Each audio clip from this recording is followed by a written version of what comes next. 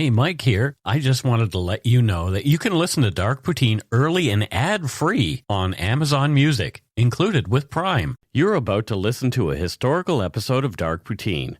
After episode 149, you will find Scott is no longer with the show. In an effort to maintain continuity and offer listeners as many episodes as possible, we are leaving the episodes in which he co-hosted intact. Thank you.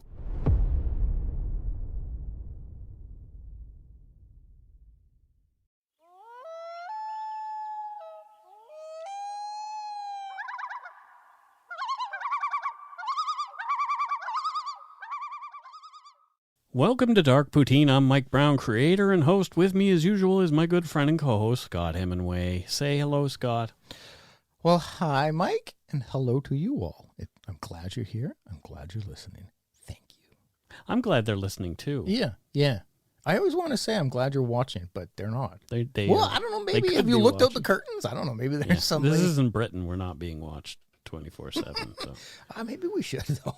Yeah. The views, information, and opinions expressed during the Dark Poutine podcast are solely those of the producer and do not necessarily represent those of Curious Cast, its affiliate Global News, nor their parent company, Chorus Entertainment. Dark Poutine is not for the faint of heart or squeamish. Listener discretion is strongly advised. We're not experts on the topics we present, nor are we journalists. We're two ordinary Canadians chatting about crime and the dark side of history. Let's get to it.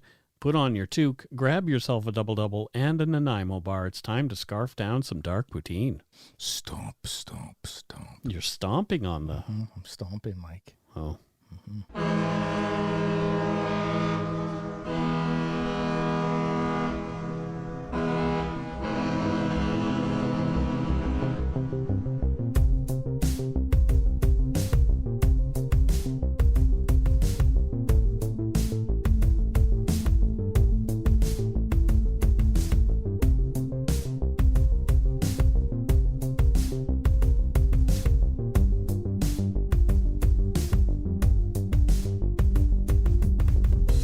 Listeners who feel they are in crisis can contact the crisis text line in Canada by texting HOME to 686868. In the US or UK, text HOME to 741741. You'll be matched with a volunteer counselor who's supervised by a licensed trained mental health professional. Crisis text line is free, 24/7 support for those in crisis. For more information, please go to crisistextline.ca in Canada or crisistextline.org globally. Let's get on with the show. Yeah, let's do that. And so as we'll be celebrating Canada Day, we'll be taking much needed 1 week break after this episode. Gonna get some nappies in there, Mike? Yeah, I'm going to get a nap. Good. Yeah. Good. And I thought that for Canada Day, we should cover something a little special. Oh, I like that. This is a topic that I have been obsessed with since I was a wee ankle biter. You even sometimes wear an item that displays this love. Yeah. So this is episode 131, an introduction to Sasquatch. Yeah, I have a number of different Sasquatch shirts and. I think you wore your Sasquatch cardigan. Yes, I did. At the live show. I did. Yeah. I definitely did. So exactly. Yeah, it's very clear that I'm a Sasquatch fan. Sasquatchanese.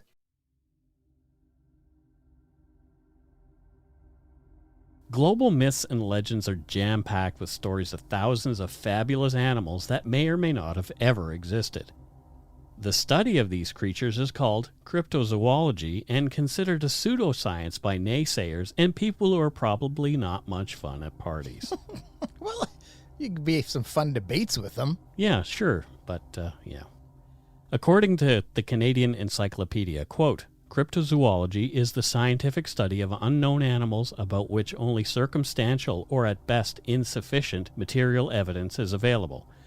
Because these animals are unknown rather than monstrous, the term cryptid, from the Greek kryptos meaning hidden, introduced in 1985 by Canadian cryptozoologist John Wall, has gradually replaced monster in their description. Cryptids are reported from many parts of the world in local folklore and explorers' reports. Widely known examples include still mysterious creatures like the Loch Ness Monster in Scotland and the abominable snowman in the Himalayas, giant varieties of animals like squid and octopus, and creatures usually thought to be extinct such as the Mokele mbembe, a dinosaur-like animal reported from equatorial Africa, end quote. Would the chupacabra fit this? Yes. Yeah. Chupacabra would be a cryptid. Yeah. And I want to cover some more cryptids. Yeah. There's plenty in Canada. They're so fascinating. They really are. And don't forget, The term... Mothman in New Jersey. Or Exactly. something. Yeah. And the term cryptid, going by a Canuck. Yeah. So Woo-woo. put that in your pipe and smoke it. Put that in your Jolly Rancher and eat it. Jolly. I don't know. That just came out of my head. We've talked about another cryptid on the show. In episode 113, we covered the elusive lake creature Ogopogo. Yes, we did. The Okanagan oddity. And she's a well-known Canadian cryptid. Absolutely. I call her a she because I think Ogopogo is a lady. Well, that's really, really open-minded of you. Well, you know, I've heard Ogopogo called he for all these years. So Yeah. how do we know it's not a she? We don't know. We don't. Maybe it doesn't identify as either. But the best known cryptid in North American lore has to be Sasquatch, or more commonly yeah. Bigfoot. The Sasquatch is described as a large, hairy, human-like creature believed to roam the wilderness in western Canada and northwestern United States, and to a lesser extent other provinces and states. The origins of the legends can be traced back to indigenous mythology and folklore as far back as thousands of years. Nearly every group had a story about a two-legged man-beast in the forests. Yeah, I think we've talked a lot throughout time of the show about my skepticism towards a lot of things, but cryptozoology, cryptids, they're just something that just get me excited. Yeah, it's fascinating. You know, oh my God, like I can remember being terrified of Bigfoot when I back in the day watching Unsolved Mysteries. Yeah. And, you know, they had cases of Bigfoot on there, and I was just like, oh, this is real, and I would just be so terrified. Yeah. Like I always imagine when I'm camping when I was a kid, oh, Bigfoot's gonna come out and get me. Well, it may. He may have lingered. He may have been like, oh, what's in there? There's no meat on that. That's just bones, and then took off. That's not worth my effort. So if Bigfoot is real, what kind of animal is it? Like, is it a Neanderthal? Is it some other form of great ape? Some people think it could be a relative of the Gigantopithecus blacki, and first identified in 1935, Gigantopithecus blacki is believed to be the largest ape ever to have roamed the earth. Oh. And this true giant was thought to have stood nearly 3 meters or 9 feet tall and weighed in at 600 kilograms or over 1,300 pounds. That's a chunky man. That is chunky for sure. It appeared in China between 6 and 9 million years ago and didn't disappear till about 100,000 years ago, meaning it possibly lived alongside the earliest humans. Oh, ooh. Right? Ooh. A National Geographic article states that Gigantopithecus, a fruit eater, failed to adapt to the grass, roots, and leaves that became the dominant food sources in its new environment.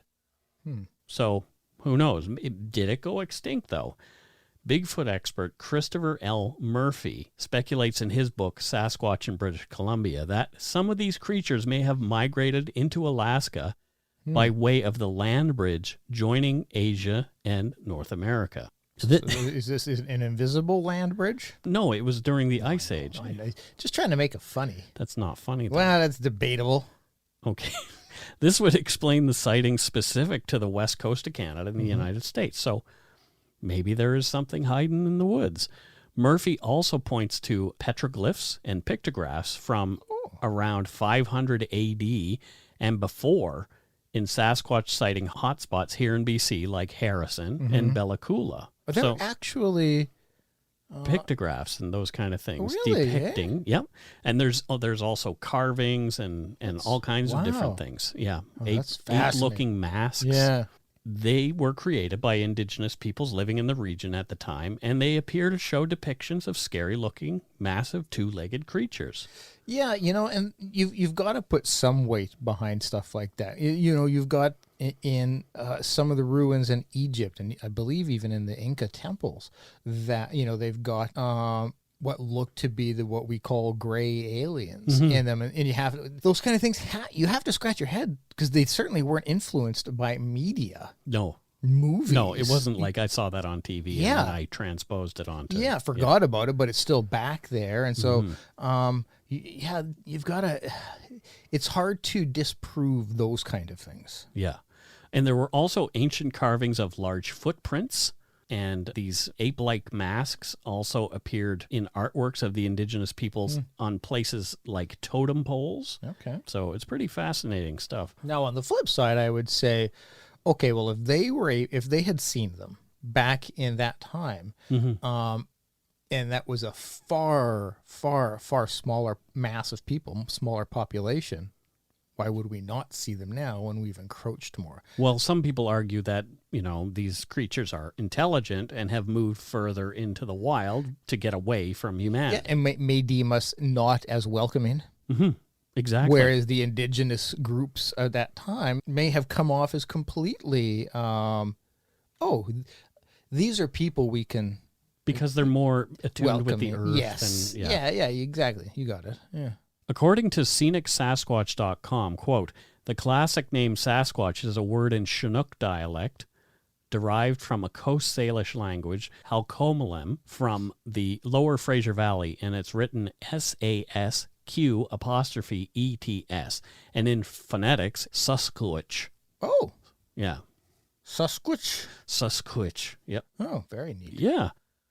In Robert J. Alley's well-researched book, Rain Coast Sasquatch, a UBC anthropologist, Wilson Duff, explained his understanding of the legend as told to him by members of the Stalo Coast Salish Nation, whose traditional lands are within the Fraser Valley. I'm going to say, so UBC, for those who don't know, that's a local University of British Columbia. It's Canada's number 3 university. Number 3? That's what I heard yesterday, actually. Oh, there you go. Yeah. Quote, Sasquatches are usually seen singly.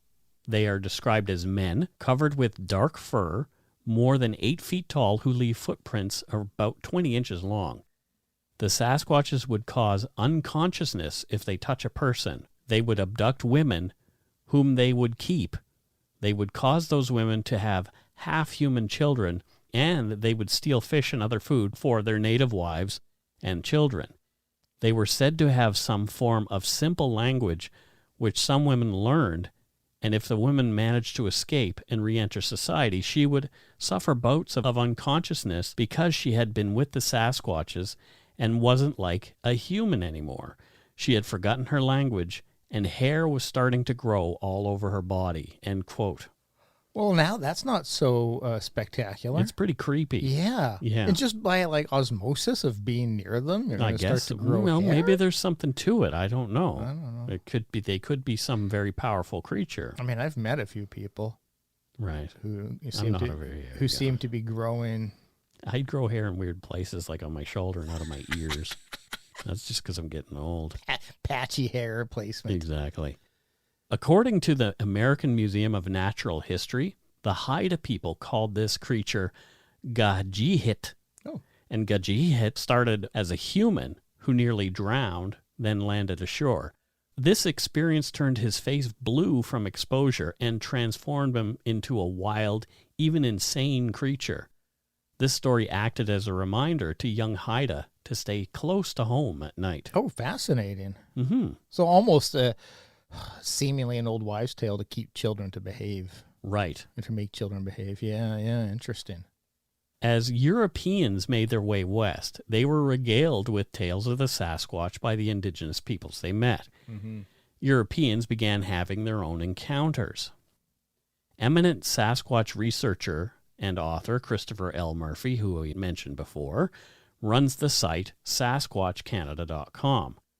It's packed with years of research on the subject of Sasquatch and boasts a massive database of Bigfoot sightings around BC and into Alberta, and also the Yukon. I'm going to go out on a limb and say Christopher is a believer. I would say he is. Mm-hmm. He's definitely a researcher. Oh, His fascinating. books are jam-packed full of stuff. It's pretty So fascinating. well he's an researched. expert. He's a Bigfoot expert Oh my God, for sure. that's incredible. That site refers to what may be the first sighting in Canada of Bigfoot by European eyes.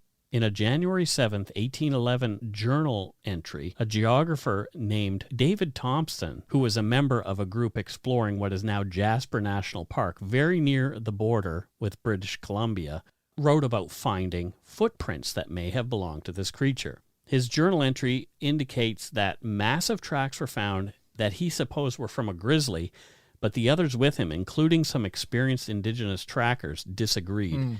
They thought it may have been something bipedal. According to SasquatchCanada.com and according to NW Voyager, Thompson later wrote, quote, I now recur to what I have already noticed in the early part of last winter, when proceeding up the Athabasca River to cross the mountains in company with men and 4 hunters. On one of the channels of the river we came to the track of a large animal, which measured 14 inches by 8 inches in breadth by tape. As snow was about 6 inches in depth, the track was well defined and we could see it for a full 100 yards from us. This animal was proceeding from north to south. We did not attempt to follow it. We had no time for it.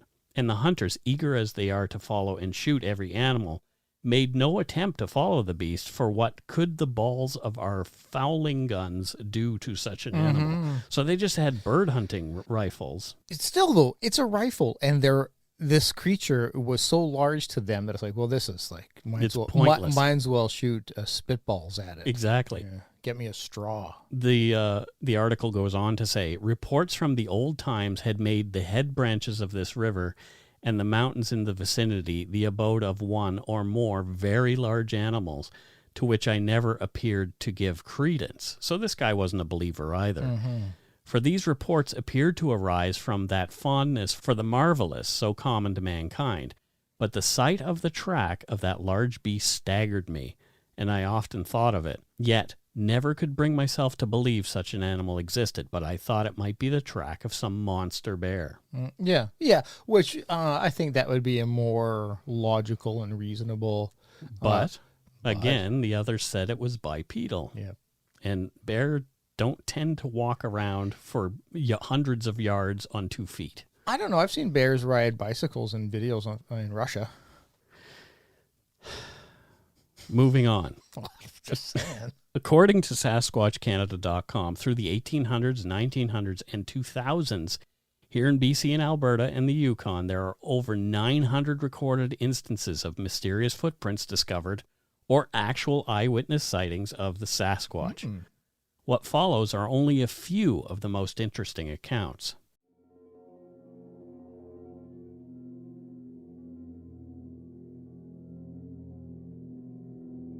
In the Fraser River Canyon in 1864, Alexander Caulfield Anderson, a Hudson Bay Company explorer and fur trader, wrote in his journal that he and his party were attacked by hairy humanoids which threw rocks at them in the Fraser River from the cliffs above. So can you imagine? You're just doing your thing along the Fraser River. Maybe you're canoeing or walking along a trail down below. And here comes some rocks. And you look up and there's these hairy things. Which, I would imagine that would be something that a ape-like creature, just some kind of non-human creature, would do. Yeah. To try to be like, get away, and throw rocks and, You would think. Yeah, I would think. And I did. A report from the Harrison Mills, BC area in 1871 claimed that a 17-year-old indigenous girl named Seraphine Long from the Chehalis Nation was kidnapped by a Sasquatch and held for some time. Oh, shit. She was able to escape after being held for a year, returning to her reservation heavily pregnant, where she gave birth that same night. Sweet gibbers. According to Christopher L. Murphy in his book Sasquatch in BC, a chronology of incidents and important events, the baby died after only a few hours. I don't know if thankfully... I was going to say maybe that's a good thing. I don't know. I mean... Yeah. Murphy continued, quote, at the time of her disappearance, she was about to marry a young indigenous man named Quaylak and was last seen going to gather cedar roots. Seraphine stated that she had been abducted by one of the hairy giants said to inhabit the region. The creature smeared tree gum over her eyelids so that she could not see, hoisted her on his shoulder, and raced off with the struggling woman to a cave on Mount Morris. And Mount Morris is more of a hill, so it's I don't know. Here she was kept prisoner with her abductor and his elderly parents. They fed me well, she said. After almost 1 year, she grew sick and pleaded with her captor, I wish to see my own people before I die. He reluctantly gave in, and after putting tree gum on her eyelids, carried her back to her reservation. When she was interviewed in 1925, she said she was glad her baby died and hoped that she would never see a hairy giant again, end quote. Okay, so just being devil's advocate here, that sounds a lot to me. 17. Yeah. Ran away, essentially. Fell in love with somebody else. Yeah, Sasquatch. Well, to the story, I'm saying... I gotcha. If so you're you think she made it up? I think maybe she fell in love with somebody else and took off. They went and ran and lived somewhere else or in the woods or whatever. And then after a year, like, shit, I'm going to have a baby. This is going to happen. I should probably get back to... She kept this story up until she was a very old woman and passed away. Well, but I mean, I think you'd have to stay committed to a story like that. I guess so. But and that's where my mind goes. But yeah, I can imagine if it was a Sasquatch, that child is going to have a tough life. Yeah, half Sasquatch, half human. Yeah, a lot of teasing probably, and bouts of rage. Sure. Smashing through walls and stuff like that. Okay. Well, it's giant. And as we mentioned before, the kidnapping of indigenous women is quite a theme and mentioned numerous times over the years. Is it? Oh, yeah. Yep. In Bigfoot in British Columbia, Murphy also mentions a story from 1884 as told by Annie York, a distinguished elder of the Lakapamuks people of the Spuzum First Nations in Spuzum, British Columbia. Oh, my God. And that's in the Lower Fraser Canyon. She lived between 1904 and 1991. I wanted to dive deeper into what Annie had to say, so I purchased the book Spuzum, Fraser Canyon Histories, 1808 to 1939. The book's probably bigger than the town. It's a PDF, so it wasn't very big. Neither's the town. Right. And I bought that from the University of British Columbia Press. So sweet. Published by UBC. Yeah. On page 87, Annie nonchalantly tells a tale that had been related to her by her elders. Mm-hmm. And I'll paraphrase below for time, but will ensure to keep the story intact. And this is how it goes. Chief Pellick was the chief as far as 5 Mile Creek, and he ruled the band. When the CPR was laying track through this area, there was a construction camp along the long tunnel above Spuzum. The contractors living there noticed food going missing from their meat house. 2 men took some rope, and they stayed up all night to watch this meat house to see what was stealing their meat. Yeah, stakeout. Yeah, we would do that. Yeah, let's do it. I want to do it now. Let's do a stakeout. I totally would do that. They were surprised to see a Sasquatch sneaking into the meat house. They lassoed it around the neck, startling the creature. It jumped, and when it tried to flee, the rope snapped its neck, and the Sasquatch died. Well, that's a tragic outcome. It isn't good. One of the members of the Spuzum band came along soon after and saw the 2 white men looking at this monster laying on its back. Mm-hmm. He raced down to Spuzum and told the chief what had happened, and that the white men had captured and killed a Sasquatch. The chief went with his warriors to the construction camp, and when he got there, his interpreter asked what they had done with the creature. Yeah. And, oh, well, said one of the men, we plan to bury it. So they hadn't buried it yet. They just had it kept near the meat house. Yeah. The chief insisted he would claim the body because his people have always reverenced these Sasquatches. Yeah. Some indigenous people believe the Sasquatch is a human being, and they always claim the body and bury it or put it on a scaffold exposed to the elements if that's the kind of system that they have for burial. Okay. The white men gave up the Sasquatch and gave the body over to the chief. The chief took it back to Spuzum with his band and gave it his blessing and buried the creature as a human being on their land. Wow. When boys or girls are young and want to be medicine men, their father or grandfather takes them up to the mountains and leaves them there with very little to eat. They had to sleep and pray and stay alone, and some of them never returned. They became wild in the woods and never came home again. And this is where some legends claim the Sasquatch comes from. Wow. Mm-hmm. Well, that is fast. I love this kind of history. Yeah, it's really interesting. Yeah. Amid the sightings, though, there have been a number of hoaxes, which kind of muddy the waters, making it a lot harder to prove the actual existence of one of the creatures. Yeah. Most people immediately write off anybody presenting a Sasquatch as a prankster or saying they've seen one, and some rightly so, but the sightings and claims of Bigfoot evidence still continue. In 1911, a man named Anthony Fraser spotted, quote, a wild man drinking from the river. When it noticed him, the creature jumped up and took off into the brush, leaving footprints measuring 17 inches long. Sweet Jesus. That's a big foot. Yeah. Oh. Hey. In 1957, a man named Albert Ostman told a Vancouver Province reporter of his own abduction and imprisonment by a family of Sasquatch while prospecting for gold deep in the forest 75 miles north of Toba Inlet in the fall of 1924. Ostman said that late one night, a Sasquatch scooped him up as he slept. Jesus, that's not what you want. Ostman told the reporter, quote, all I knew is that I was being carried and that the sleeping bag was pulled so tight around my neck that I almost choked.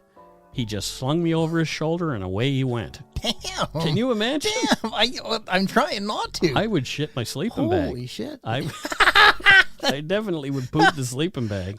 I'm trying to, like, because you wouldn't know you're just like, what the F? What the F is and carrying? that's what he's saying. What's happening? He didn't know. What is carrying me?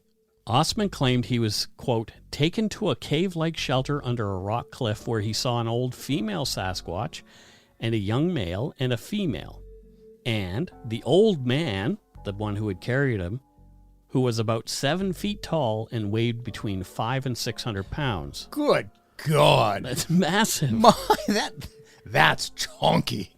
The old lady was slightly smaller, while the young male stood 6 feet and weighed 200 pounds. The young female was about 6 feet tall and 100 pounds, so a little more slim.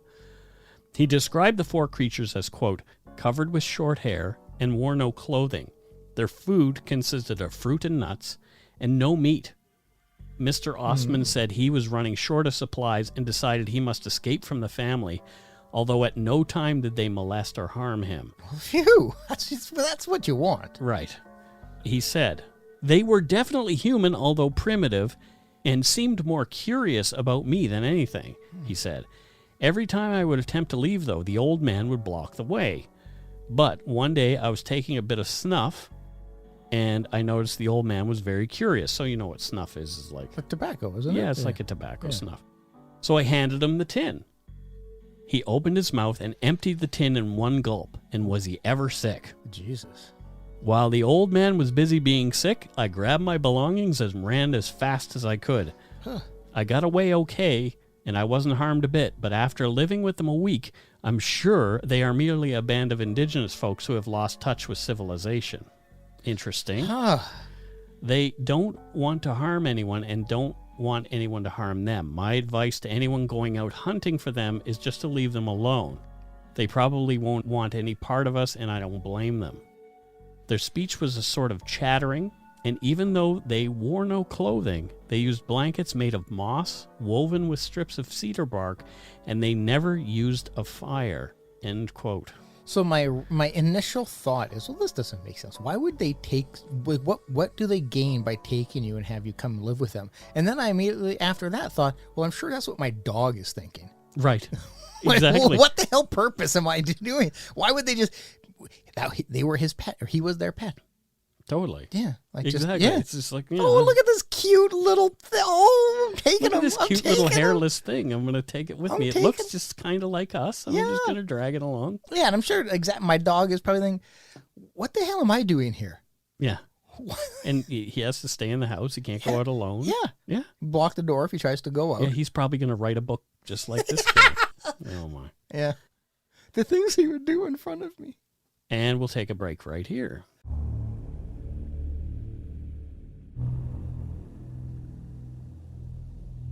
And we're back.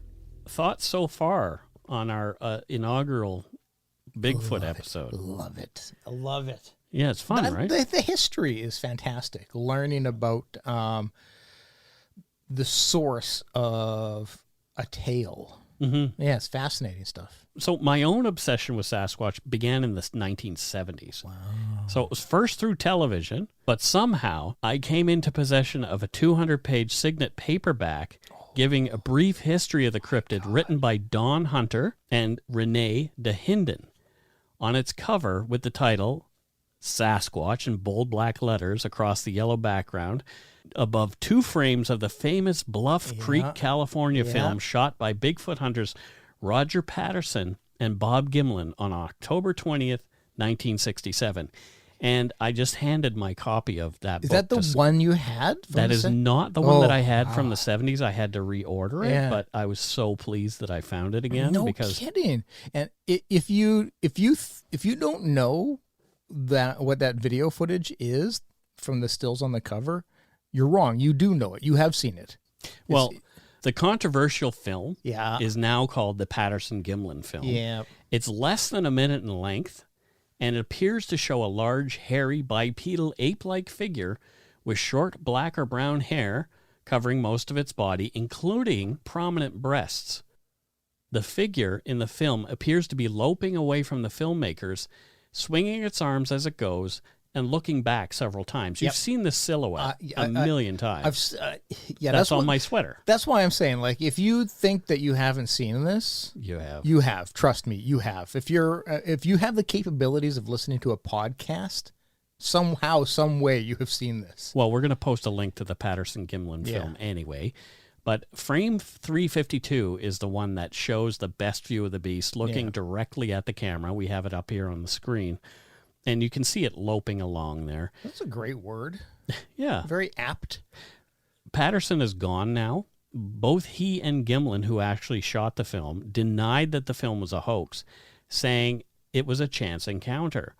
However, in a 1999 telephone interview with television producer Chris Packham for the BBC's X Creatures, Gimlin said that for some time, quote, "I was totally convinced that no one could fool me, and of course I'm an older man now. I think there could have been the possibility of a hoax, but it would have to be really well planned by Roger Patterson," end quote. So, he's not saying that it was a hoax, but he's said that it could have been. Yes. You know? Well, and with age, you do... tend to reflect on things. Yes, and you not necessarily will change your mind, but you can't... It's very common to then sit there and go like, okay, well... It's possible. I stand by what I saw. Yeah. But for sure, it is possible that something could have happened without my knowledge. In a 2016 article for Outside Magazine, Bob Gimlin, who's still alive, shared more about his experience after the release of the famous footage. He said, "It ruined me." He was called a liar too many times to count, and his wife and other family members were harassed due to their association with him and what many believe to be one of the most enduring hoaxes around this particular cryptid. From the Outside Magazine article, quote, "I can understand why they don't believe it, because I didn't believe it either." Gimlin recalls telling John Green, a prominent Canadian Bigfoot researcher, on a phone call during this period.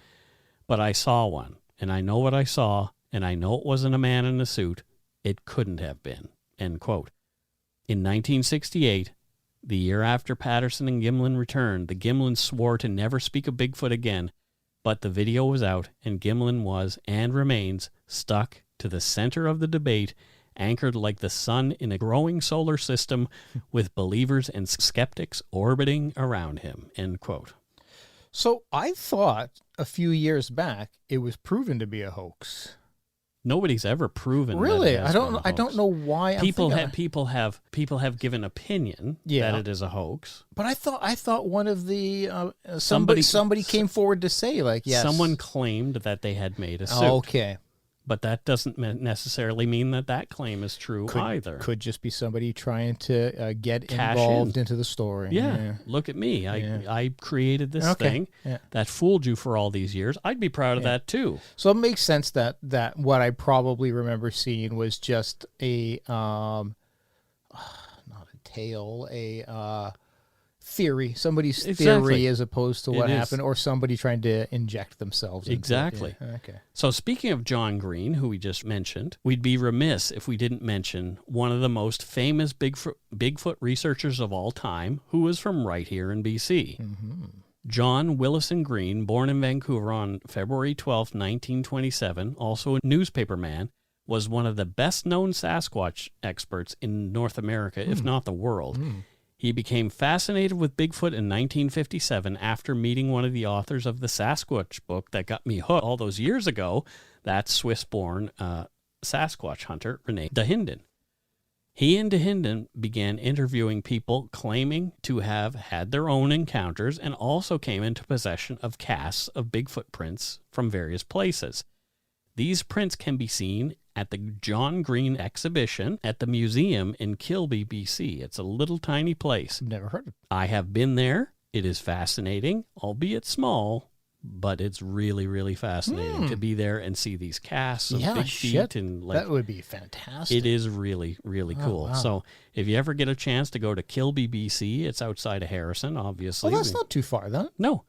So, definitely take it. Maybe take the girls up there. Yeah. There's like a little general store and a beautiful garden outside. And Yeah, Harrison's like an hour and a half drive, so yeah, it's fantastic. yeah. Here is John Green relating the story of one sighting in the 1972 film Bigfoot, Man or Beast. And we'll link to the whole thing in our show notes because you can watch it all on the YouTubes. The YouTubes. By 1956, there had been several such reported sightings, which had been reported in small local newspapers.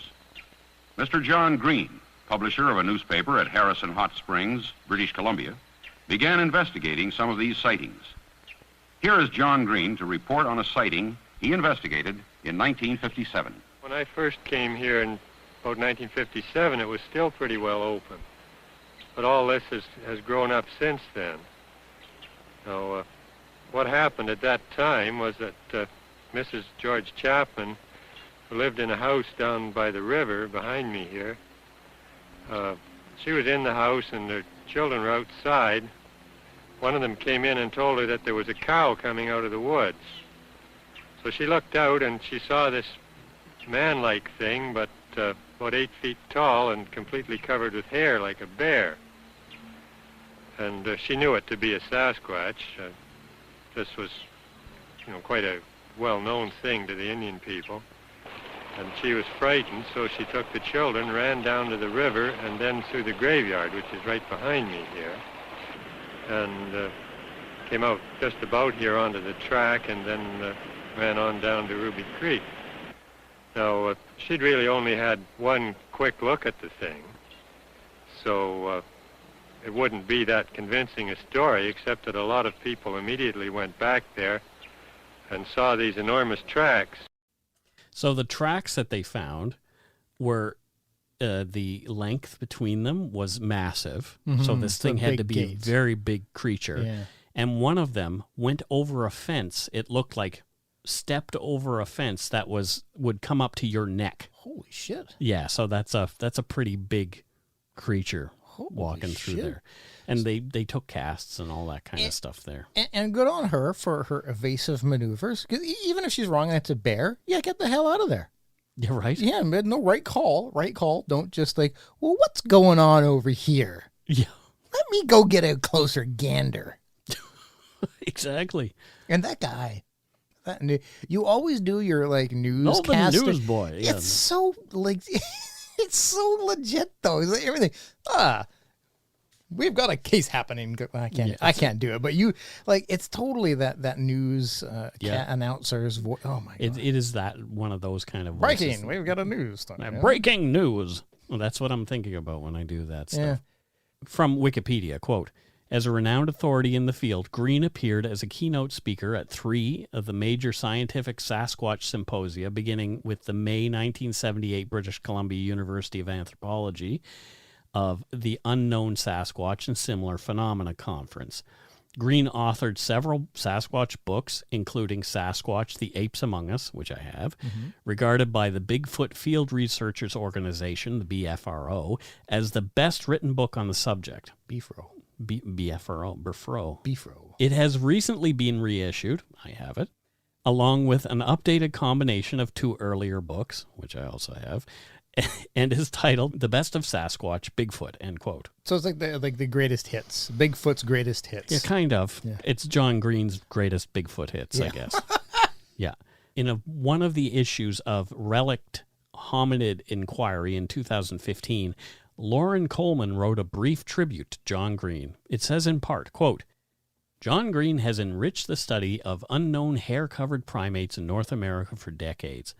He once told a reporter that he had a database of more than 3,000 sightings and track reports before the advent of the internet. I also have a copy of his database. Of course you do. He holds the title as the primary chronicler in Sasquatch studies. His work in the field has led some to affectionately refer to John Green as Mr. Sasquatch. John Green, a historical figure, major chronicler, he was the guest of honor at a tribute to John Green held in the Harrison Hot Springs from April 8th till the 10th in 2011, attended by over 300 specially invited patrons. Tributes were given by most of the well-known figures in the field, recognizing John Green's contributions and legacy to the study of these unknown hominids known as Sasquatch and Bigfoot. The field of Sasquatch studies would have an entirely different personality if it were not for the gentle giant named John Green, end quote. I love that John Green was the guest of honor at a John Green tribute. Well, it's like a roast, I guess, for I him, know. but it's not really a roast. So this guy played a huge role in what we view and think of as Bigfoot. Wow. And he died in 2016. Well, okay. He's pretty old. Yeah, he was late 80s. Yeah. 1820 or sorry 1920s. Yeah. I recently spoke with a friend, Dave Scott. He has been interested in Sasquatch for many years and talks about that subject and many other supernatural and paranormal subjects on his popular radio show called Spaced Out Radio. You can hear it in various places live from 9 p.m. to midnight Pacific every weeknight. And to find out more and listen, just go to his website, spacedoutradio.com. From his website, quote, Dave's personal quest into the unknown started in December of 2011 when he had contact from what he calls the angel of death that he saw in his mother's eyes, which led to his first channeling experience. After this incident, Dave's personal experiences started becoming more frequent. Paranormal experiences, premonitions started coming true, end quote. But the reason that I wanted to speak to him is that he claims to have had his own, quote, Bigfoot sighting with 2 of the creatures within 100 feet of him. Oh, my God, yes. So here's a bit of my chat with Dave Scott. Yes. Well, I've had actually 3 Bigfoot experiences. The first 2 happened within a couple of days going back to September of 2013, where a friend of mine in Mission, British Columbia had 10 acres that backed onto a mountain. And back when he was a kid, that property had been in his family for 40 plus years. And back when he was a kid, he had a paranormal experience back in the forest that he wanted to show me where it happened. The property had a lot of paranormal activity that was happening on it. So he really wanted to show me where this happened. And this was when I was just getting into everything that was really, really strange and weird. And I had no clue about this. Dude, I didn't even know there was any paranormal groups out there. You know, I'd never checked Facebook or Twitter or anything about that. And so we walk about 300 yards into the forest, and we come across this tree that is snapped at about 8 feet high. Oh, crazy. And it was a very healthy tree. Okay, it was probably 8 inches in diameter. Wow. So pretty thick. Yeah. And it was broken off at about 8 feet high. And we were sitting there looking at this tree, trying to figure out why a healthy tree like this would be broken. Mm-hmm. And, you know, I recall looking at this tree stump, and here we were, all the bark was peeled right off of it, you know, in like strips, you know, that was still connected to the piece that had fallen to the ground. And it was just very strange because in that area, we had no windstorms, we had no lightning storms, There was nothing that should have pushed a healthy tree like that over. There was no bug marks. You think of the pine beetle or something along those lines. Nothing was there. And it was strange. And after a few minutes of doing an extremely amateur investigation on this, I kind of joked around and I said, Sasquatch has been known to pull trees down as marking signs, because I was a little bit into learning about Sasquatch, but nothing like very pressing. Yeah. And it was shortly after that comment that we started getting a weird feeling that we were being watched. Oh, wow. And shortly after that, we started looking around, where we all of a sudden looked due north of us, and there was this fir tree that was kind of a little bit in the shade and surrounded by sunlight. And when we looked down into the stump of the tree, even though it's a full tree, it looked like there was something there staring back at us. Oh, wow. In the shadows. Now, this is about 100 feet away from us. Right. And we're looking at this, and we're like, and his name is Dave as well. I said, Dave, do you see that? And he goes, see what? And I pointed the direction. I said, behind that tree, does it not look like that's a face looking back at us? Oh, wow. And he goes, I'll be damned. He goes, yeah, absolutely. And I'm like, dude, this is incredible. What is that? And the more we looked, all of a sudden it started moving. Yeah. And it would pull in behind the tree so we couldn't see it. Then it would peer out and look at us again. And then it would peer back in, and then it would just give a little bit where it would be like one eye is looking around the tree, and you could see the shoulder and the arm. Yep. And then it would pull back again. And we watched this for about 5 minutes. Wow. Now, because there was a lot of weird activity on that property, they had a couple of rules, because they were very spiritual people. Mm-hmm. And they said no photography, no recording devices. Okay. No camera. Okay. And because they wanted whatever was there to stay positive. They wanted whatever was there to not get scared away. They wanted their property to be known to whatever entities or whatever beings that this was a safe haven for them. Okay. Okay. So we're looking at this, and Dave's like, all of a sudden Dave says, let's leave this guy alone. It looks like a Sasquatch. We were able to see like little images of the face. And he goes, let's just leave it alone. Yeah. And so we kind of just said to it, he goes, Dave says, thank you for showing yourself to us.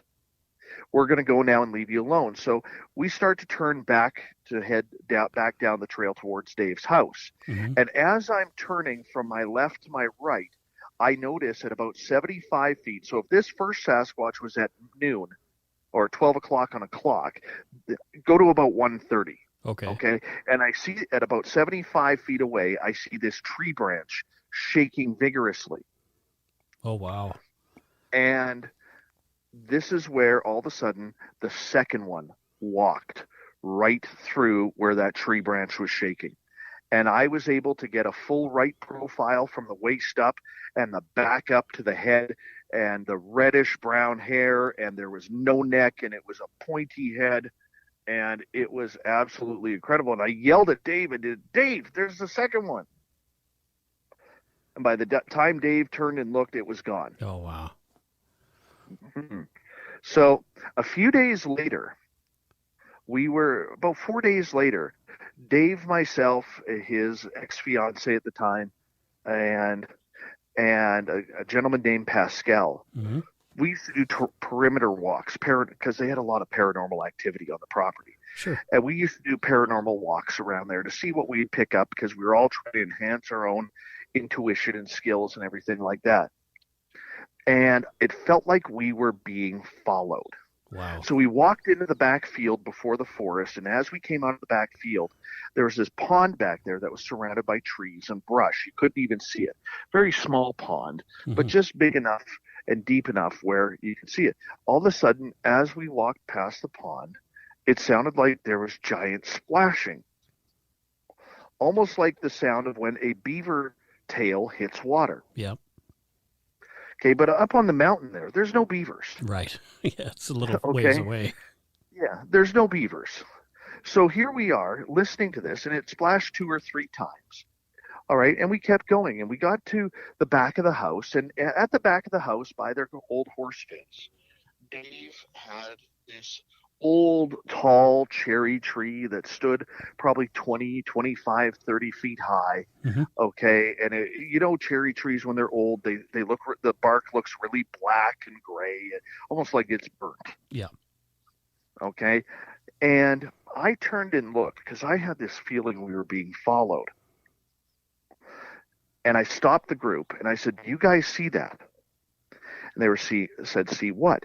Well, if we're looking at the tree on the left side, what would be our left side of the tree, okay, I'm looking from the ground on up to about 8-10 feet, pixelation. Oh, strange. Pixelation that looks like, when they pixelate someone's face on TV so you can't see their identity. Yeah. Okay, all those little squares. And I'm seeing this. And one other person in our group sees this. The other two, Dave and Pascal, do not. I wonder why. No idea. Mm. Part of the mystery. Yeah. So they get frustrated. They're like, "I don't see anything. I don't see it." And I'm like, "Guys, it's right there. How can you not see this?" And the other person was like, "Yeah, I totally see it." And they described exactly what I was seeing. Mm-hmm. And so after about 30 seconds, 40 seconds, we continue on with our walk around to the front of the house. We get to the front of the house, and right behind that cherry tree, we got roared at. Oh, wow. Okay. And it was the loudest roar / shriek I have ever heard. And it lasted for about 5-6 seconds. Mm-hmm. And I'll tell you, man, we ran into the house. Was it like a howl? What was the It was quality of it? It was like a roar / howl. Hmm. Wow. Yeah, and very high pitched. I would have crapped my drawers and run too. Yeah, it was freaky, dude. It was completely freaky. So that was the end of our of the Sasquatch encounter there. And then when I moved up north, Mm-hmm. we found footprints in an area here, 2 different size footprints. So we set up a gifting site, and nothing really happened there that I could say was Sasquatch. Okay, we still have the gifting site there. What is a gifting site, just for our listeners who aren't familiar with that? Well, the gifting site is, a lot of people believe that Sasquatch has human capabilities. Mm-hmm.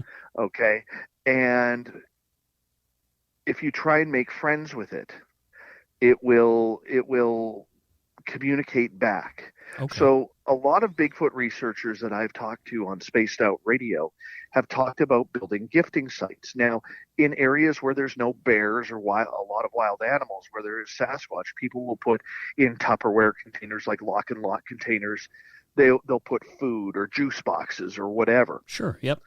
Trying to get any type of evidence. They'll put a mirror up. They'll put a brush up there in order to try and see if maybe, any type of Sasquatch would brush their hair and maybe get a hair sample or whatever it may be. Okay. So that's kind of what a gifting site is. In our gifting site, we have toys. We have a couple of Christmas ornaments, including a bell, like anything shiny and bright that's going to attract any type of animal / being. Wow. Okay. And we haven't had much happen there. Okay. But the interesting part about it was there was some things that were moved. Can we conclusively say, I don't have a trail cam out there, can we conclusively say that it was Sasquatch? No, we haven't found any prints out there since 2017 or 2016.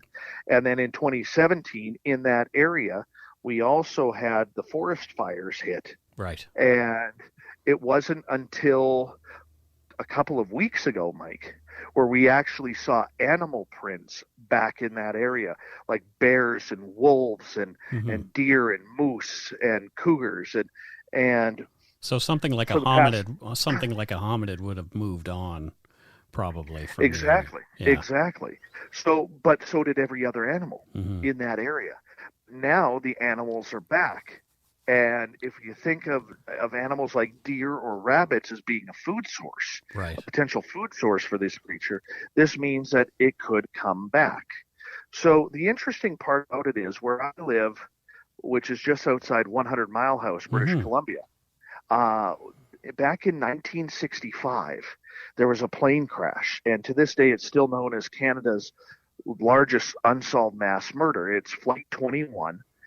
It happened on July 8th, 1965, where a DC-6 with Canadian Pacific Airlines blew up in the sky because there was a bomb on board. Right. Police have never been able to figure out who did it, and 52 people ended up tragically passing away because of that.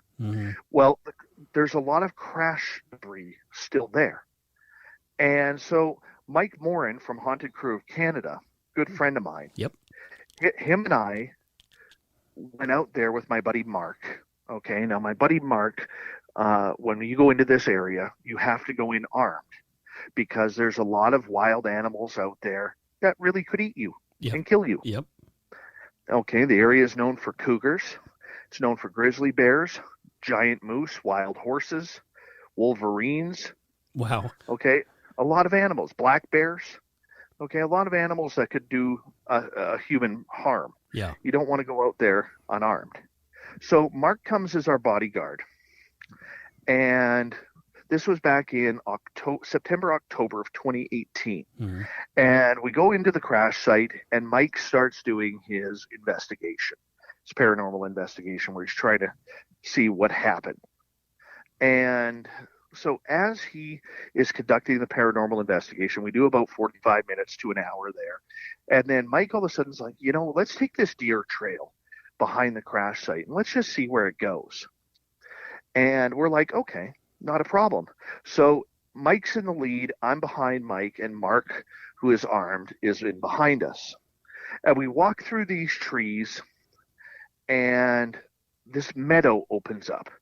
And it's not a big meadow, maybe 30 yards across, Sure. maybe 60, 70 yards long, not very big. So Mark stops on the tree edge, and there's a giant boulder there on the edge of the meadow. And he goes, guys, I'm going to stand here because I got a great view in case any wild animals approach. So how far is this from the crash scene, do you say? Oh, this is probably a couple hundred feet from the crash scene and behind it.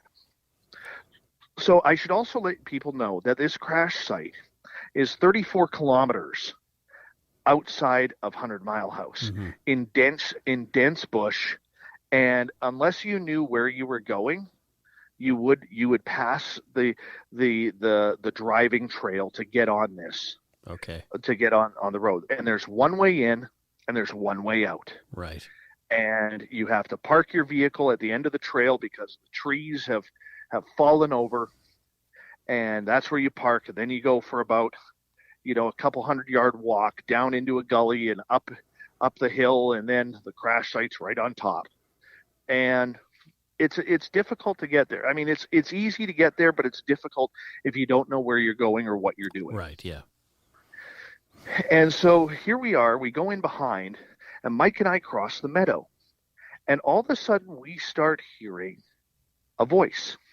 Oh, wow. And that voice is like this. So like a guttural, rumbly kind of. Yeah. Okay. So I said to Mike, I said, did you hear that? And Mike is a very skeptical person, and he goes, hear what, Dave? Yeah. I said, did you hear that male voice? And he goes, yep. Oh, wow. And we heard it with our ears. And he goes, so Mike and I start asking, who's here with us?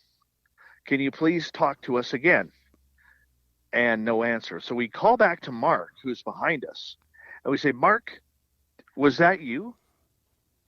And he's like, what do you mean? Yeah. We're like, was what? We're like, did you say something? And he's like, nope, didn't say a thing. Yeah. So we stand there and we ask a few more questions.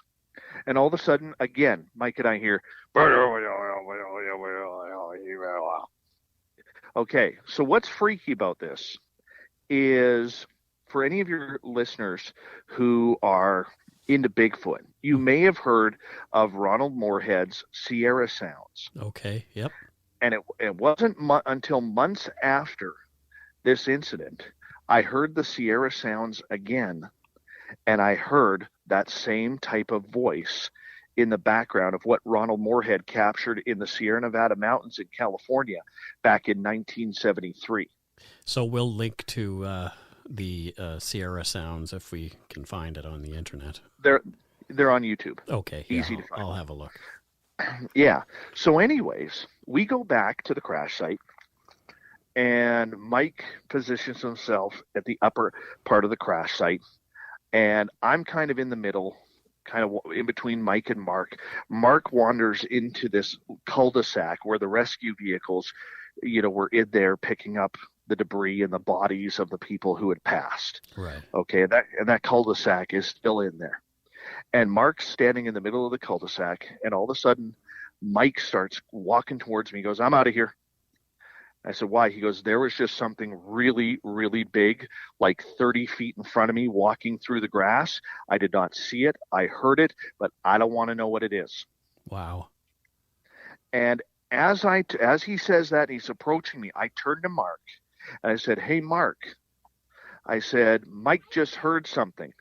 And as I'm saying that to Mark, I'm watching Mark. He all of a sudden puts up his hand like, "Shut up, Dave." And he pulls the rifle off his shoulder, because in front of Mark, who is facing west, there is something on two legs coming towards him. Oh, now, wow. I have to explain Mark. Okay, Mark is the type of person where he never believed in Sasquatch before. He has been a hunter his entire life. He has been a cougar and wolf tracker back in his days on Vancouver Island when he lived there. Mm-hmm. And he's been a hunting guide and a fishing guide. He is the all-round outdoorsman. Okay, very experienced.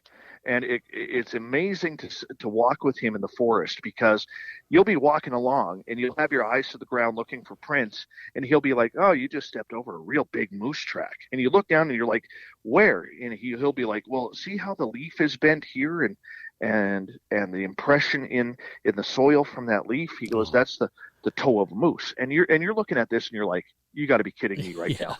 But he's so trained, okay? You take his word for it, because that's what he used to get paid to do. Right. As a career. So anyways, Mark, to this day, did not see that creature, whatever that was. Yeah. Okay. But this is what he does say. He'll say, "Dave, I don't know what it was." He goes, "But I can tell you this." He goes, "I know the difference between an animal on four legs and the noise it makes compared to something on two legs." Yeah. And he goes, "This was making noise up high towards the trees, like it wanted me to know that it was there." And he goes, "Most animals, when they get our scent, they are not coming around us. No, they'll just bugger off. Yeah. They'll just bugger off." Exactly. And whatever it was not on four legs. That's crazy. So what we'd like to do someday, I know we talked about it on your show, is I would love to come up there and we should spend the night out there. Absolutely. Yeah. Absolutely. I think it would be great to have some audio equipment and all that kind of stuff and see if we pick anything up. Absolutely. Here's the strange part about this story, okay? If you delve into the Sasquatch world a little bit more, Mike, Mm-hmm. you will know that a lot of heavy-duty researchers who've been doing this for a long time will tell you that Sasquatch seems to move in pairs or threes. Oh, interesting. And what they do is they cordon you off to make you go into the area that they want you to go. They want you out of the area. So if you take the guy, if this was a Sasquatch encounter, and I'm not saying it was, Mm-hmm. I'm leaning towards that way, Right. but I have no proof. Mm-hmm. But if this was a Sasquatch encounter, we had the one close to Mike, who was keeping us out of the north and pushing him towards and me towards the trail. Yeah. We then had the one coming up from the west that was pushing Mark more towards the trail. Now, usually, if they are in threes, there is one silent. So if we would have headed back in towards where the crash site is, I'm assuming there was a third one or potentially a third one there to push us back out of that area if we would have been there. We were literally potentially surrounded by Sasquatch. Wow. So what do you feel like there's some connection to this crash site and the Sasquatch, or is it just the crash site just happens to be in their territory? Oh, you know what? That's such a great question, because I actually posed that to Mike and Mark the other day. Because if you take the First Nations and Indigenous peoples' idea of Sasquatch, this is a very spiritual, potentially interdimensional being. Mm-hmm. Okay, and if it is that and not a living, breathing type of bipedal animal that has been able to literally stay hidden away from humankind for the last number of centuries. Okay, we could be dealing with something that is very spiritual and protecting an area which basically, even though there's no bodies there were at one time. Yeah, there's some sort of maybe vibration of folks that have left the earth there. Absolutely, and that energy is still there. Mm.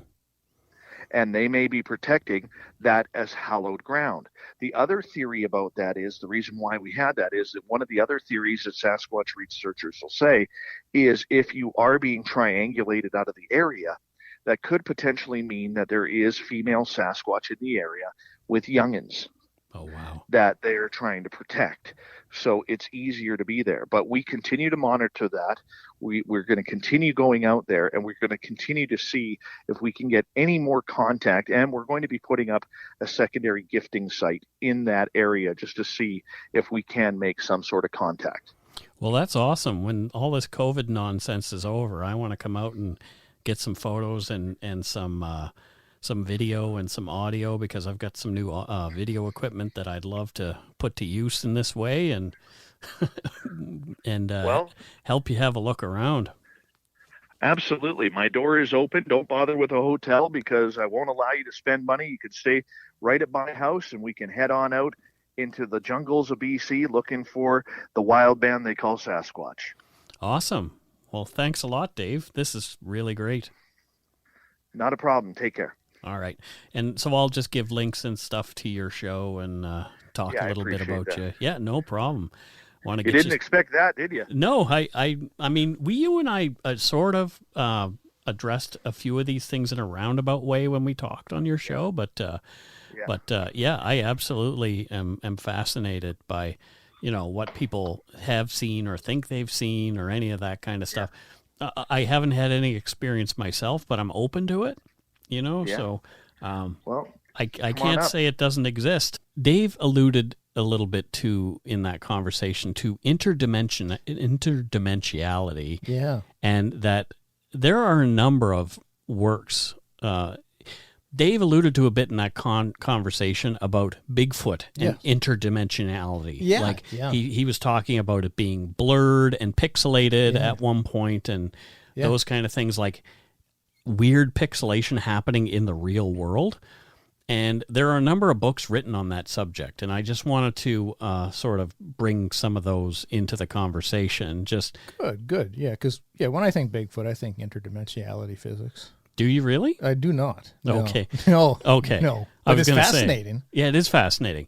So in his books, The Sasquatch People and Their Interdimensional Connection, and the Psychic Sasquatch and Their UFO Connection, Jack Kiwani Lapsaritis, MS, talks about the creatures as interdimensional, possibly alien beings, citing the frequency of UFO reports commonly taking place alongside the reports of Sasquatch. Well, shit, they're just merging everything. Right? Wow. In The Sasquatch People and Their Interdimensional Connection, in the chapter titled The ET UFO Connection, Lapsaritis states, quote, "Because of people's fear, the Sasquatch are super selective about who they trust and will interact with. Most people are missing out on a great opportunity to grow and evolve. I have come to understand that when people change their thoughts, feelings, and attitude, they change their vibrational frequency. Too much intellectual static hinders a person from being more heartfelt. Thus, the person holds a lower vibration in which the Sasquatch and ETs are not particularly interested. One must be in one's heart space to attract them into one's life. Our government knows all about the Bigfoot/UFO connection. They don't want to lose control of the masses, as they might if ETs told us about our true origins and how the Sasquatch are really a race of ETs that migrated here via friendly star people eons ago. Many call these ideas conspiracy theories, but one has to collect all the facts. End quote. Why are you making that face, Scott? There's a lot to unpack in there. Right? It's pretty interesting. Sure. Yeah, it's fascinating. My vibrations are telling me things. What are is your phone ringing or something? No. I don't know.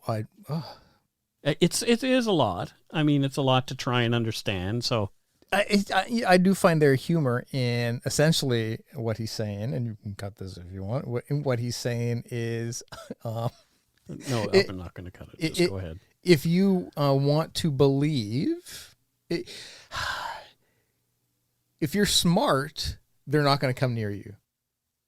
You're not going to see them, because if you're approaching it on an intellectual spectrum, then they're not going to want. But if you dumb yourself down, then you're open to seeing them, which is an interesting approach. Okay, interesting. But there's the next chapter is called Hyperdimensional Sasquatch and Quantum Physics.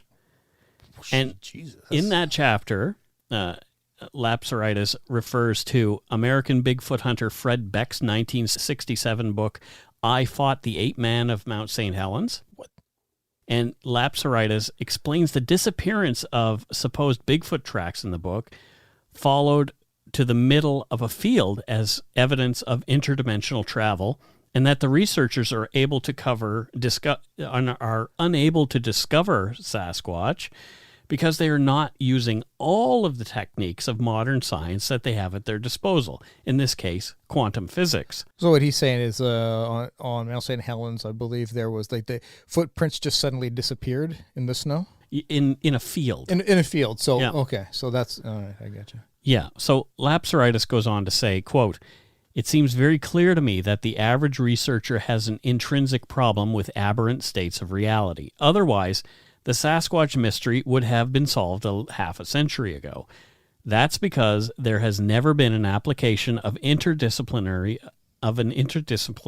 approach. Zoologists and animal experts were looking for an animal that doesn't exist." End quote. So it's not an animal, it is something quantum.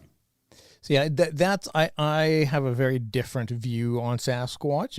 If what I tend to believe and what I tend to or want to believe are more akin to believe is they are just terrified of humans. You know, right, they're just because we still are discovering animals. Yes. Insects, yes. creatures yes. that we have never discovered before. Granted, that's a supremely large one. Yeah. Most things that we find are quite small, but still, I would be more akin to very, very sparse population of them, very, very few, and very hidden. Well, Lapsaritis still has more to say on the subject. Okay. And he goes on to say, quote, "This vital concept in relationship to star people and Sasquatch is being reported so frequently that a good investigator needs to look at all the possibilities, especially toward where the evidence is leading. The keys to the entire mystery, based on my multiple contacts in the last 3 decades, so he's had 30 years of it, will be evident if a person, 1, has an open heart that projects unconditional love by letting go of all fear and negative emotions. 2, becomes erudite in mental telepathy." What the hell does that mean? Learned. Oh, okay. Becomes erudite in mental telepathy. 3, accepts the fact that Sasquatch people, ETs, and some out-of-place cryptids are interdimensional interdimensional, and 4, accepts that many or all of these physical beings have access to portals or vortices that lead to another dimension or parallel world, end quote. Well, so I'll end that little ditty by saying I would watch that movie. Okay. I would watch the fuck out of that movie. I am honestly, I'm with you. I'm not Yeah. I'm not too keen on the idea of it being an interdimensional creature. Yeah. But why were the indigenous folks talking about being knocked unconscious at certain times, being touched by them? Because we've seen that with gray aliens and those kind of things. So, I mean that could be fear. You see something in front of you, Terry, you just pass out. it could be. You faint, you know, Yeah, and so it's like the idea that the men who were indigenous in North America saw the ships on the horizon, but they weren't able to see them because they were so fantastic to what they were used to seeing. That could be something like that. Yeah. Or perhaps you and I are just too thick and closed-minded and aren't seeing what's right in front of us. Well, I mean, that goes without saying. It is true that we are that both... goes without. Maybe it has nothing to do with that, but just Right. in general. So our friend Dave Scott suggested we do a future episode on the work of David Paulides and his missing 411. You've seen the documentary, I assume. Yes. And Dave said he can provide us some connections there. And so for those who are unfamiliar, Paulides is a former police detective who is now an investigator and writer known primarily for his self-published books and one dedicated to the reality of Bigfoot and his Missing 411 series of books, in which he documents the disappearance of people in national parks and elsewhere. Yeah. He attributes mysterious, unspecified causes to these disappearances, while data analysis suggests that these disappearances are not statistically mysterious or unexpected. Yeah. So, Yep. Yeah, I watched that. yeah. Yeah, I mean, like I was saying a little bit ago, I love Bigfoot. I think that there's a possibility that it's real. I just take a very simplistic approach to it because Yeah. I'm a Luddite. That I find that other stuff is a little complicated and beyond me. as I well. think the more components and elements you start adding into these things, you know, UFOs, other dimensions, scientifically, it starts to become very unreal. Yeah, And- it's hard for me to wrap my... but Maybe my brain is too puny. we you know, that could be it, Mike. We could just have such low intellect. Oh, I'm fairly certain that I have low intellect. I can't even spell low intellect. So I've been holding off on this topic for a few reasons, but mainly because I wanted to do it justice, and it's already been covered a lot. Yeah, But hey, never by dark poutine. exactly. So hopefully we've done a good job. Just Google the words Bigfoot or Sasquatch and you're down an endless internet rabbit hole. And we have barely scratched the surface here, like barely. Oh, I would imagine. Yeah. My research for this episode and over the years has taken me to some weird places, some I wish I could unsee, namely Bigfoot erotica. So if you're interested in that, Google that. I can fap to that. Oh, but the possibility of this creature has been taken seriously. As well as a vast library of books and studies on Sasquatch, the FBI even looked into reports of the creature's existence and released an inconclusive report in 2019, and we'll link to that in our show notes. Yeah. And we called this an introduction to Sasquatch because Oh God. there is so much to cover, and we hope to talk more about it more in episodes down the road. It's a fun topic. It's a really fun and fascinating topic.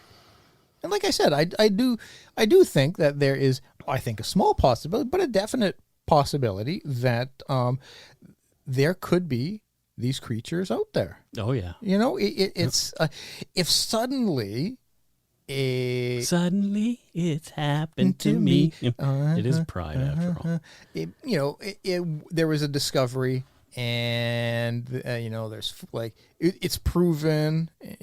I wouldn't sit here and go like, well, son of a bit. Like you'd be like, okay, yeah, I Yep. can see that. That makes sense. Yeah, I can see that. Yep. Yeah, I wouldn't be surprised because we have discovered animals and things that we thought were extinct. Constantly. A coelacanth, for example, the weird-looking which we have one fish. in the aquarium here. Yeah. Vancouver Aquarium. Exactly, and those were thought to be extinct for hundreds of years. And also, people still don't believe. Some people don't believe that even dinosaurs existed. So, Well, some people. There's a lot of people who don't believe in a lot of smart things. We're seeing that in Florida right now. Jesus! Oh boy, that was upsetting. Happens to me. That was really upsetting. But anyway, let's see. We have some. What's this? I guess it's time for voicemail because we're done with this week's case. Woo! Voicemail time. You can leave us one at 1-877-327-5786 or 1-877-DARK-PTN. And if your call stands out, you might hear it on the show. This one is. Are we going to get a call from Batman this time? I don't know what this is. It's a 1-800. Oh. I don't hear anything. Do you? Nope. Okay. I don't know if we got a call from Batman, but we got a lot of calls this past week. Is that all from this week? Yeah, there's quite a few of them. And there's a lot of them. So we're going to have to hold off on some, but we listened to that one. We're going to have to hold off on some because we would have it would be way too many for us to listen to. So let's listen to this one, and it is from somebody, I believe, in Connecticut. Their name is unknown. Hi, guys. My name is Susan, and I'm from Southington, Connecticut. I've been a big fan from day one. Scott makes me laugh out loud. Quote, "It's better to shit in your hat than on the floor." It gets me every time. And Mike, I love your true stories and your crazy voices. You really got me on the Christmas away game. It was done so well that I had to Google it to be sure it was a joke. Every week is truly enjoyed, and I really look forward to your shows. And I love Canadians who don't commit crimes. So thank you so much. Keep up the great work, and can't wait till next week. Bye. Awesome. I love that. And I wouldn't say we tried to troll people. It wasn't the intent necessarily to troll people. It was to have a fun episode. It just kind of happened. I love. We hear so often. Oh, you got me. Yeah. Again, we didn't mean to hurt anybody's feelings. It literally was just, we thought, oh, this is going to be so funny. People are going to love it. They're going to get a kick out of it. And we weren't trying to be like, let's see if these fools buy it. But my God, if I don't get a kick out of hearing people, I had to Google it. I was telling my friends, and they were like, yeah, that's a movie. Like, oh, I love it. Yeah. Well, let's move forward with this one. Oh, interesting. What's this one? Hi, fellas. It's Alicia calling from Saskatchewan. I own a small market garden in Saskatchewan, close to Regina, and I listen to your podcast all the time. You make me and my plants very happy. Keep on trucking, fellas. It's nice to hear your voices every week. Have a great day. Bye. Well, thank you, Alicia. That's very kind. Thank you. This might have some of my favorite wrong translation in it. It's what does it say? I own a small market card. And then just catch when the coaster a China and listen to your podcast. The transcriptions are terrible. And they really are. And then just catch when the coaster a China I listen. Oh boy. Oh shit. Here we have one. Looks like, I hope this guy's name is Rob. But it looks like it may be. I don't know. Who knows? That's what the translation says anyway. So let's see. Hey, boys. It's Rob from Port Perry, Ontario, which is about 20 minutes north of the dirty Schwa. About 3 weeks ago, I started listening to you guys while I was cutting hay, and right now I'm trying to fix my silo, so I'm underneath a 90-foot silo, hoping not become part of one of your podcasts, the Unsolved Mysteries of Word Rob go under the silo. Anyways, you guys are doing a great job. Keep it up, and I have to go on your website maybe and Send you some donut money. Chat later. Bye. Wow, thanks, Rob. That was really cool. Like an actual person doing labor out there. Yeah. What the hell? Yeah, exactly. Wow. I was probably like napping when he left this voicemail. Yeah. And I found it exhausting. No, it had nothing to do with building a sign. Wow. Wow. Wow, Rob. Thank you, my friend. Thank you. Well, here's one who I looks like went to your same elementary school, Scott. It was okay. Hey, Mike and Scott. I'm calling from Burnaby. I just recently found your podcast. I was looking for some more Canadian stories, and I found you guys, and it's great.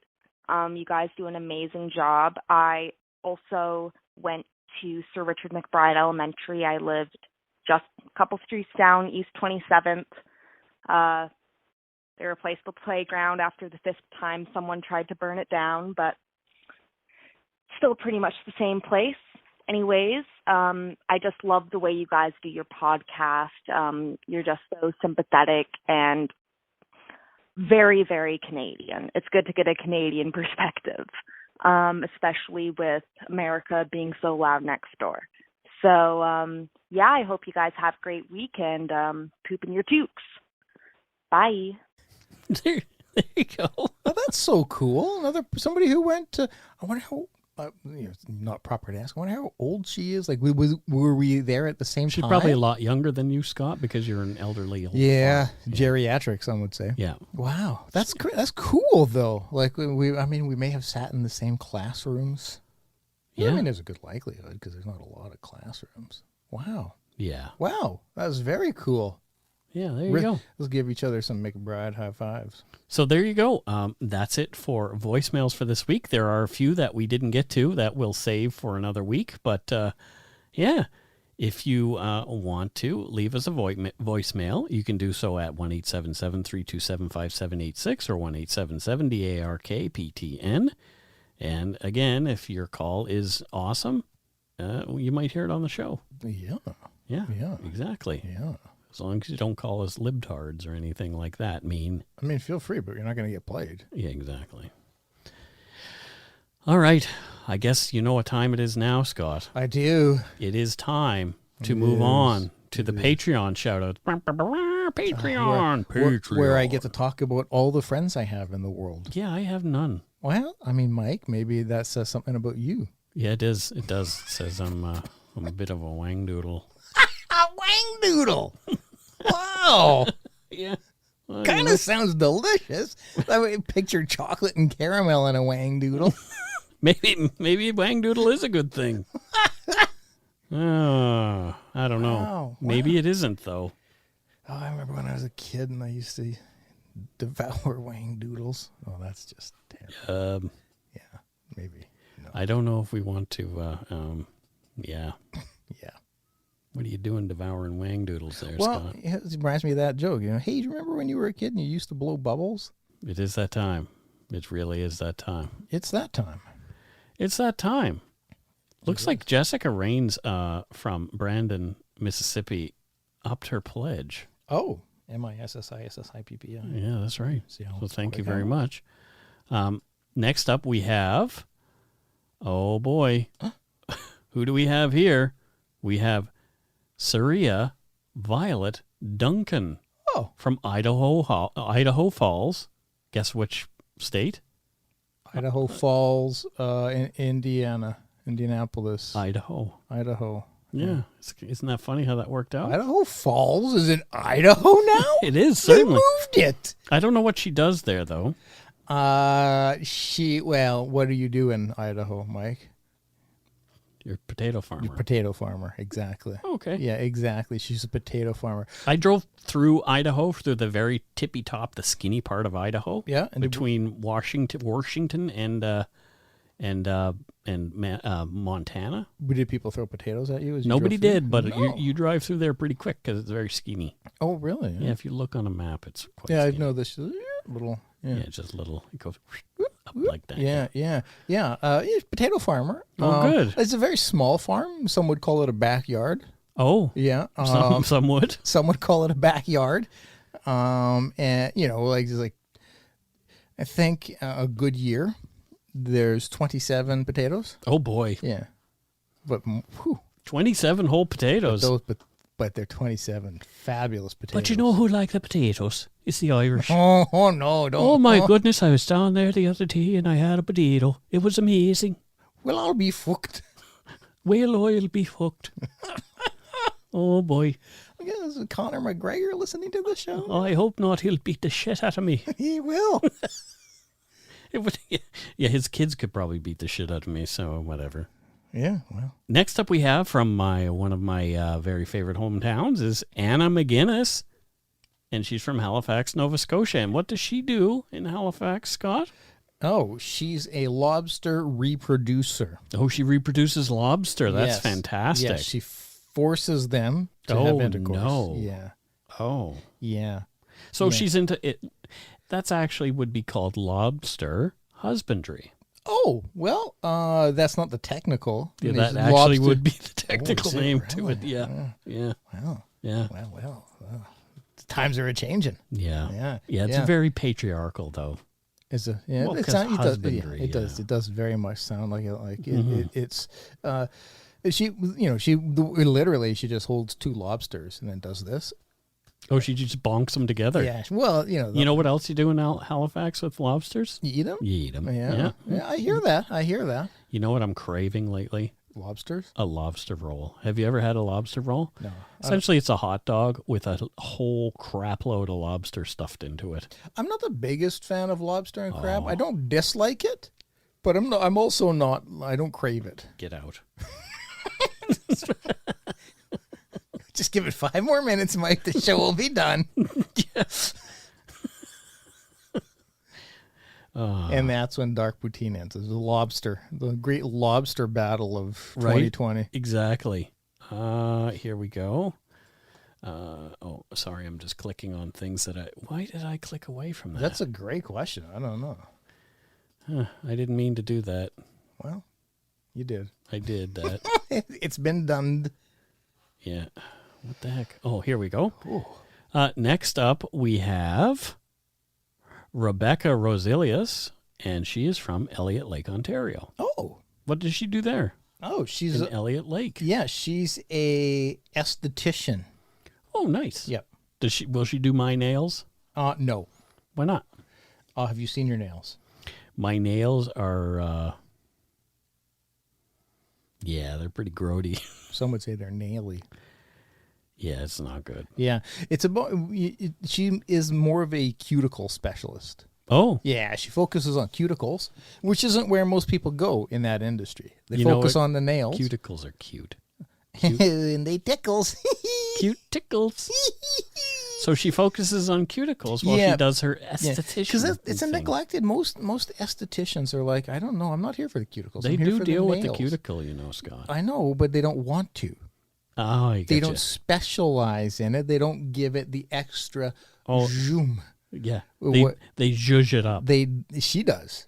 She already done had hers. Wow.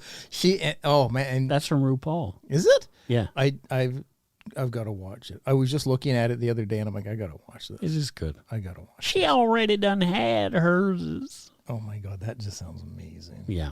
Oh my god. Anyway, so thank you, Rebecca Rosilius. Yeah. Keep cuticling. Next, from Point Fortune Oh. in Point Fortune in Quebec, Sounds delicious. Elaine Gunderson.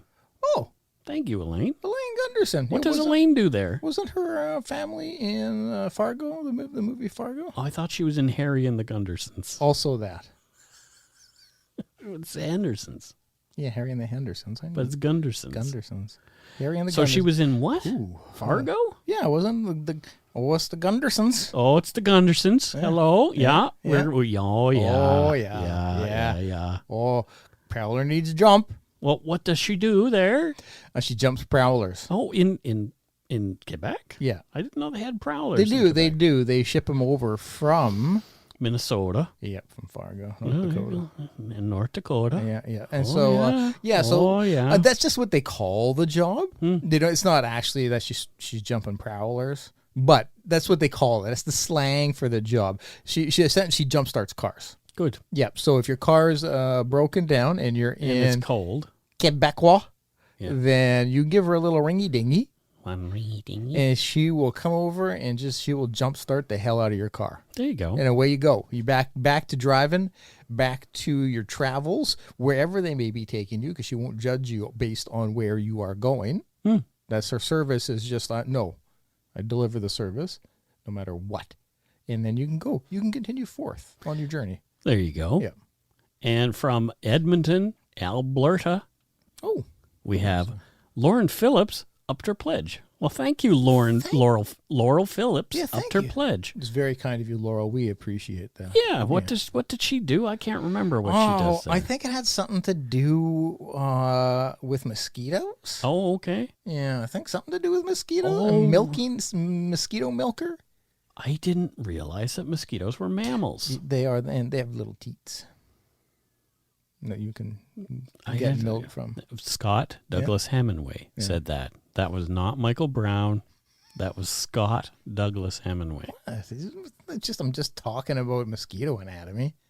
Okay. And their little teats. Moving on. So thank you, Laurel. Next we have Nicola W. And I don't know where Nicola is from, nor do I know what Nicola does. Boise, Idaho. Boise, Idaho again. Yeah. Okay. Yeah. So we're back in Idaho. We're back in Idaho. Well, I mean, more than one person She lives in there. can't possibly be a potato farmer in Idaho. Well, guess what she is? What is she? She's not a potato farmer. Well, fantastic. It's great news, isn't it? It is. Because I don't want to pigeonhole everybody. No. As working in that makes us look uneducated. It does. Well, me. And wouldn't be too far from the truth. By association, also meaning me. Collateral damage. Mike's got collateral damage. Collateral damage. No, that's a T-shirt right there. Oh my fuck. Collateral damage. What have I done now? Yeah. Oh my God, that is good. No, she doesn't. She doesn't work in the potato industry. What does she do? She owns several gas stations. Whoa. Yeah. Wow. Yeah. Well, there you go. I mean, it's pretty simple. She's a gas station owner. She's a gas station owner. It's a tough industry, Mike. Yep. I don't know if you've ever owned any gas stations. No, I have no desire to own a gas station. Okay, interesting. Yeah. Interesting. It's a tough industry. Prices go up and sometimes they go down. Most usually up. And then people come in and get mad. Why is it so goddamn expensive? There's a lot of yelling involved.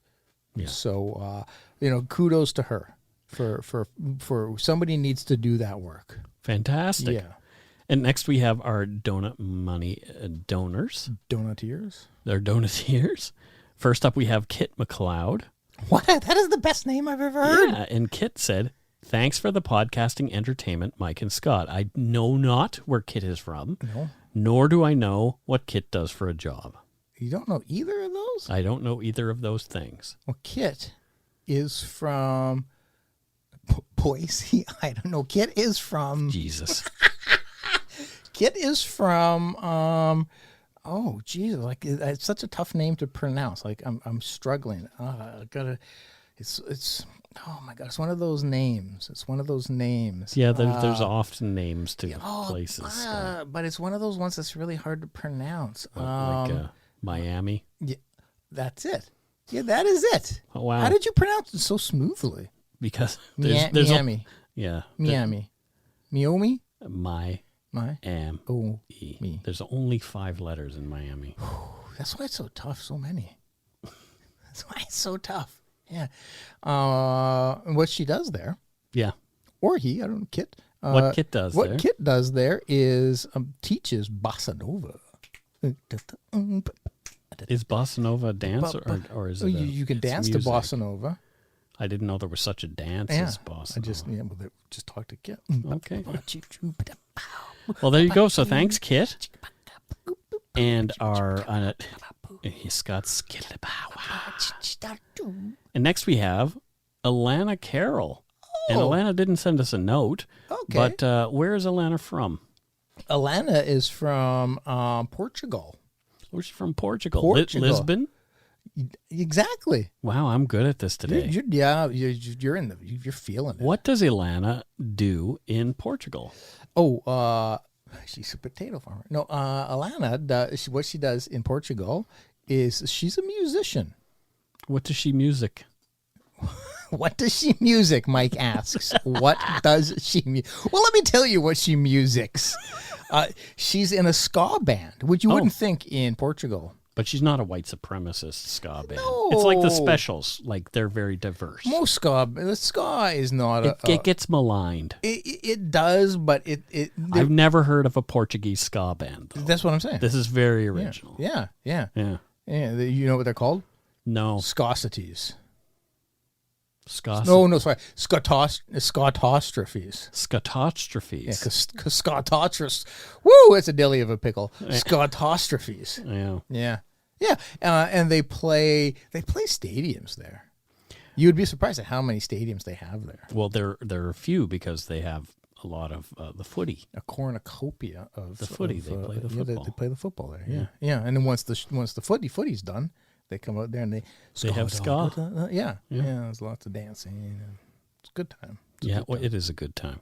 So thank you so much to all our patrons and Donut Money donors, past and present, for your help to keep us doing what we do. If you want to show your support of Dark Poutine, you could subscribe at patreon.com/darkpoutine. Or for a one-time donation, you can send us donut money via PayPal at our email address, darkpoutinepodcast@gmail.com. If you don't already, it would mean a lot to us if you subscribe to the show. You can easily find us on iTunes, Podcasts, Stitcher, TuneIn, Spotify, or wherever you get your on-demand audio. We're just on Spotify hanging out with Joe Rogan when he shows up. Yeah, he's waiting for us. Yeah, exactly. Yeah. Check out our website, darkpoutine.com, for show notes and other cool stuff. Give us a like or follow on Facebook and Instagram. Just search for Dark Poutine. Most importantly, thank you for listening. Mm-hmm. Tell your friends about us. Word of mouth is a powerful thing. And don't forget, we're taking our Canada Day break next week, but we'll be back the week after with a whole new episode. So to all you Canadians, have a happy Canada Day, and to our American cousins, happy 4th of July. Whoop, whoop. Until we return, don't forget to be a good egg and not a bad apple. Bye-bye, everybody. Bye-bye.